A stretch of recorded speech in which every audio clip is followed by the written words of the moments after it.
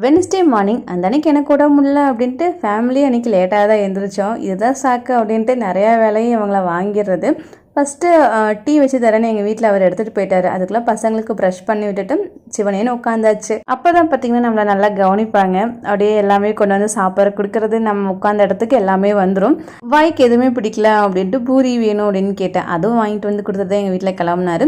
லஞ்சுக்கு அம்மா ரெடி பண்ணுறேன் அப்படின்னு சொன்னாங்க. ஸோ மசாலா கூட்டு மட்டும் அரைச்சி கொடுத்துட்டு என்னென்னா எண்ணெய் கத்திரிக்காய் குழம்பு வைக்கிறேன் அப்படின்னாங்க. புளியெல்லாம் கம்மியாக ஊற்றி சூப்பராக ரெடி பண்ணுவாங்க.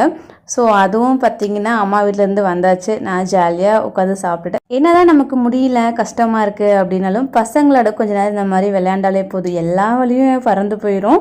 வாட்டர்மெலன் ஐஸ் ஊற்றி வச்சுருந்தேன், நாட்டு சக்கரை எல்லாம் போட்டு தான். இந்த வெயிலுக்கு அப்பப்போ இந்த மாதிரி சாப்பிட்டா தான் கொஞ்சம் அதுலேருந்து தப்பிக்கிற மாதிரி இருக்குது. நீங்கள் இந்த வெயிலை சமாளிக்க என்னெல்லாம் பண்ணிகிட்ருக்கீங்க அப்படின்னு கமெண்ட் பண்ணுங்கள். இது பிடிச்சா லைக் பண்ணிக்கோங்க. தேங்க்ஸ் ஃபார் வாட்சிங்.